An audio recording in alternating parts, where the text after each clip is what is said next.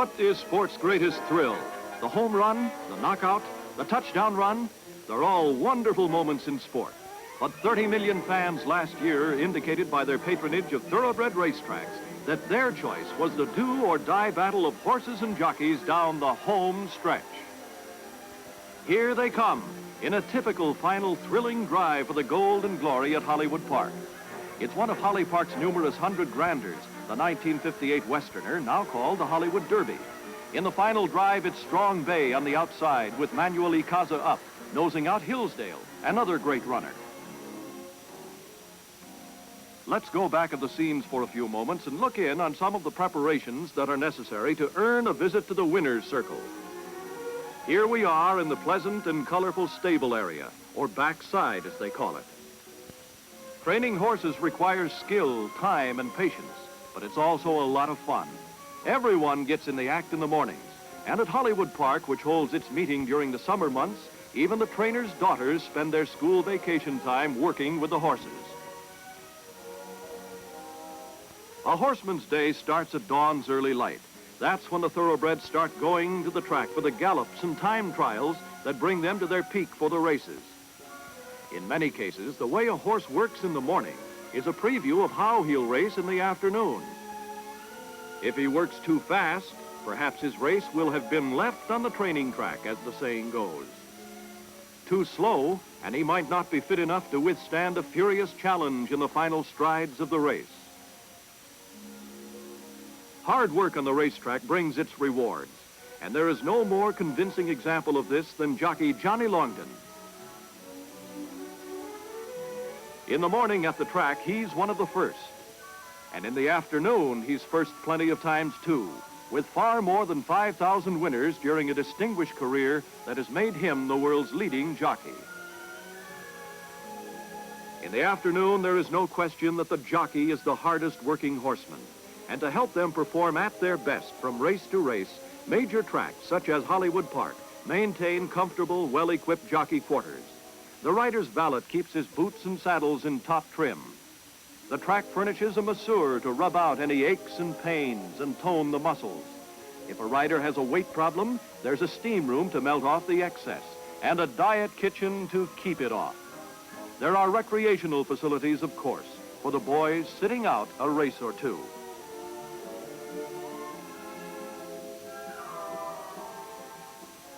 Adjacent to the jockey's quarters at Hollywood Park is the color room.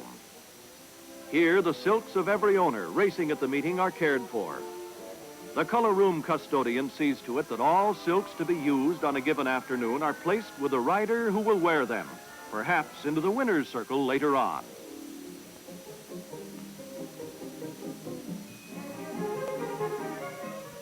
The rewards of a jockey's hazardous life are something more than pleasant quarters and the glory of winning, and that's money. More of it for the champion riders than can be realized by any other professional athlete. These jockeys are in the amphitheater paddock at Hollywood Park, getting instructions from the trainers as they await the $50,000 added Argonaut handicap.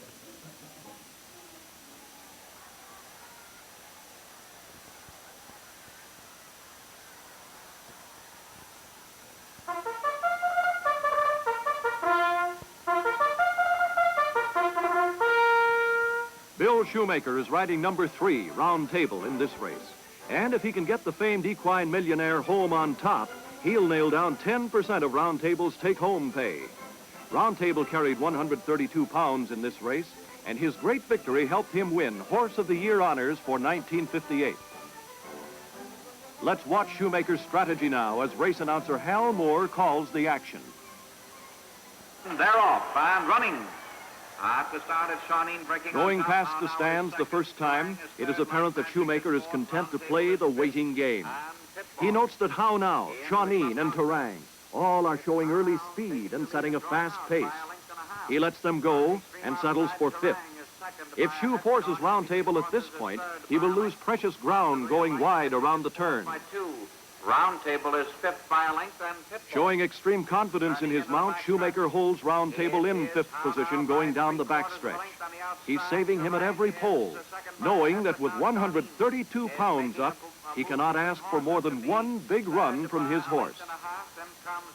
Heading into the far turn, Shoemaker sees that the time is now to go after the leaders. He takes Round Table to the outside of Like Magic.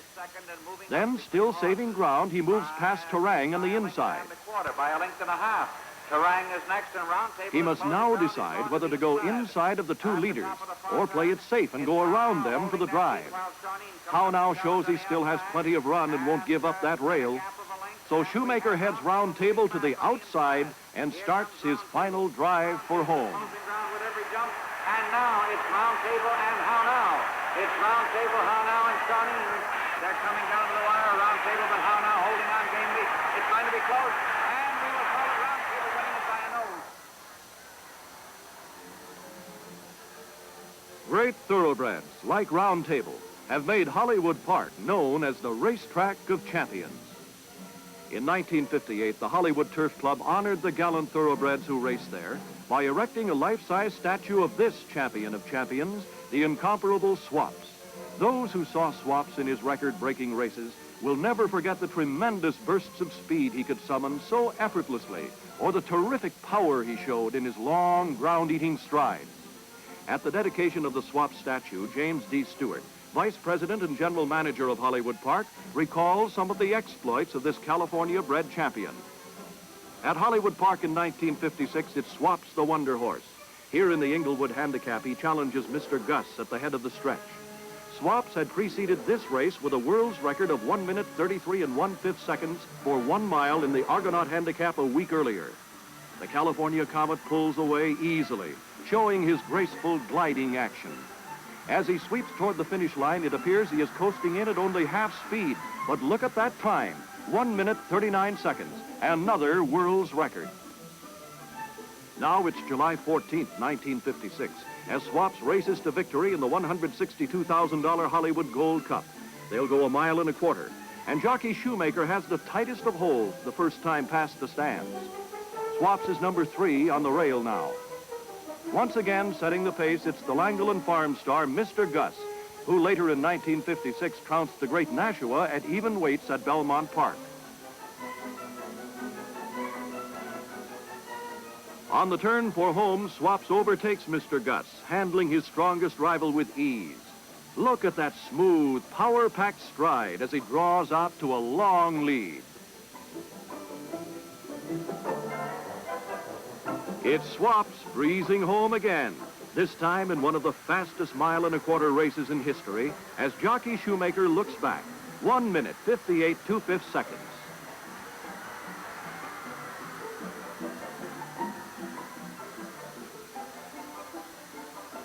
On July 25th, 1956, Swaps answers the final question asked of a thoroughbred champion.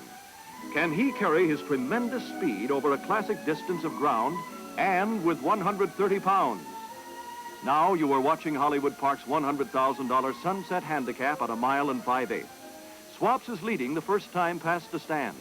Just look at the tight hold Shoemaker has on the champ. Now they're in the stretch of this marathon, and Swaps is packing 130 pounds. Far enough? You bet. Fast enough? It's 2:38 1/5, another world's record. Again eased up with Shoemaker looking back. Swaps goes into the record books as one of the greatest of all time. And at a signal from Mervyn Leroy, president of the Hollywood Turf Club, the beautiful bronze of the horse in full stride is unveiled. And here is the Swaps family. From left to right, trainer Mish Tenney, Rex Ellsworth, who raced him, sculptor Albert Stewart, President Leroy, and Shoemaker. Great racehorses may come from the summer sunshine of California or the wintry snows of the East. In Maryland, Alfred Vanderbilt's famous native dancer is now siring future champions at the breeding farm. Winner of 21 of 22 races, native dancer missed only racing's most coveted prize, the Kentucky Derby. But 3,000 miles away in California stands another fine gray horse who did win the Run for the Roses. At the Laguna Seca Ranch of the Frank Bishops near Monterey is Determined. Raced in the silks of former owner Andrew Crevelin, Determined is now the property of a syndicate. When turned out in his spacious paddock, Determined gives proof that what a thoroughbred would rather do than eat or sleep is run.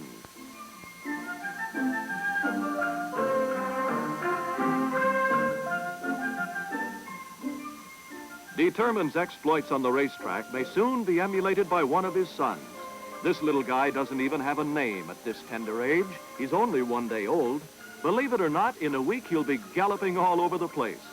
It is breeding farms like this one that have made California second only to Kentucky as the thoroughbred capital of America. The old racetrack saying that great horses make great jockeys has stimulated many a lively discussion among followers of the turf, although it no doubt contains a lot of truth.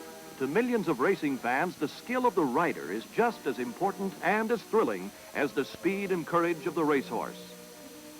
At Hollywood Park, the finest jockeys in the world are regular performers, and their contrasting styles have earned them followers as loyal as any star of the entertainment world could hope for.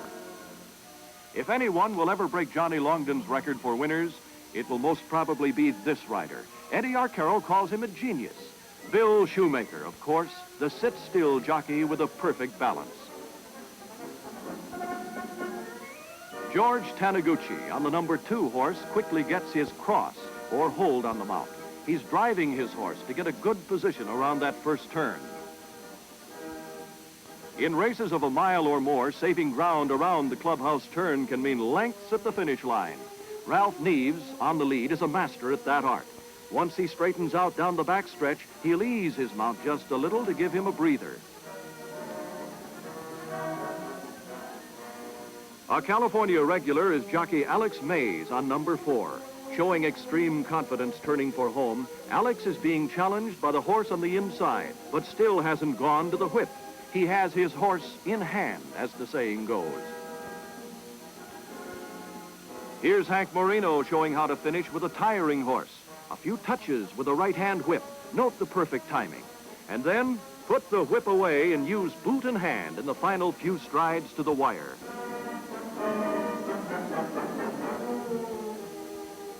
A relative newcomer to the Hollywood Park and California racing picture is Ronnie Fairholm. Ronnie on the outside is staving off the challenge of Shoemaker on the rail. The shoe is giving you a perfect example of left-hand whip action, while Ronnie is keeping his mount's mind on his work by shaking the whip by the horse's head. There's one the shoe didn't win. The Panamanian Fireball, Manuel Casa, is as popular with Latin Americans as the most famous bullfighters. Note Manuel's extremely short cross. He's literally pushing that horse home. By way of contrast, here's Ralph Neves finishing.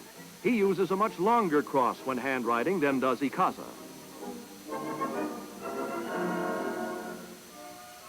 Johnny Longden is without a doubt one of the most amazing athletes in the history of sport. His success has come from conscientious work, devotion to his profession, and expert horsemanship. The pumper has demonstrated his ability in the saddle on countless occasions, but here is one of his most dramatic rides. It's in the 1957 Starlet Stakes at Hollywood Park. Turning into the stretch, Fleet Nasrullah with Longden up is in front, but beginning to lose the lead to the fast-closing Strong Ruler, ridden this day by the veteran Mel Peterson. As Strong Ruler starts to go by Longden's mount, Jockey Peterson urges his colt, and under the right-hand whip, Strong Ruler swerves over to the rail. Longden, suddenly placed in trouble, pulls his mount out of danger. Strong Ruler goes on to win over the fast-closing Old Pueblo. This incident, in which a horse takes the path of another, results immediately, of course, in the stewards calling for an inquiry. The inquiry sign means that films of the race taken from towers around the track will be developed immediately and viewed by the stewards. The photo patrol system, now in use at all major racetracks in this country, was originated and developed at Hollywood Park. During an inquiry, the stewards interview the riders, review the patrol judges' reports, and check the films. Let's ask presiding steward Wendell Cassidy for his observations as we look at the official pictures. Here we see Fleet Nasrullah with Jockey Longden up. racing on the rail as the horses come off the final turn into the stretch. Strong Ruler, on the outside, comes on with jockey Mel Peterson. It is the rider's duty to keep his horse straight in the stretch, and this camera will furnish the proof. But Mel Peterson, in his eagerness to win, uses his whip vigorously, causing his mount to veer in front of Longden, and Longden must pull his horse clear. Let's back up the film and study it again. See how far Peterson lets his horse drift in and how quickly a dangerous situation can develop. That's it. Let's look at the incident through the eyes of another camera to check the distance between the two horses. There goes Strong Ruler into the rail. There's certainly no margin of safety between him and Fleet Nasrullah. The patrol judge at this point reported the shoes of the two horses clicked together, which indicates what close quarters they were in. Strong Ruler finishes first. Old Pueblo with jockey Eddie Arcaro second. But because of the foul, Strong Ruler must be disqualified and placed back of Fleet Nasrullah. The value of the official films does not end with the results of an inquiry in the afternoon. The following morning, films of every race are reviewed, and these sessions are particularly valuable to the jockeys. Apprentice riders, for example, may profit by watching pictures of such acknowledged perfectionists of the saddle as Eddie Arcaro, America's stakes-winning king. He's riding Whirlaway to victory here in the 1941 Kentucky Derby. Whirlaway, or Mr. Longtail as he was known to his millions of fans, set the Kentucky Derby race record with this victory, 1 mile and 1/4 in 2:01 2/5. And Arcaro's uncanny ability of blending his riding action so perfectly with Whirlaway's strides undoubtedly helped his mount earn that long-standing time mark.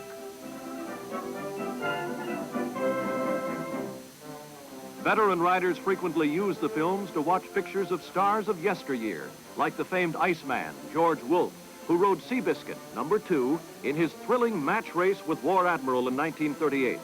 Here is the walk-up start at Pimlico as Seabiscuit and War Admiral are sent away in one of the most exciting and most talked-about match races in the history of the sport. It is West versus East as the underdog Seabiscuit, owned by Charles S. Howard of California, surprises the fans and his rival by rushing away to an early lead. Down the back stretch, the Great Eastern favorite War Admiral draws alongside to challenge the flying Seabiscuit. Stride for stride, the two champions race as one, head and head, nose and nose, for more than a half mile.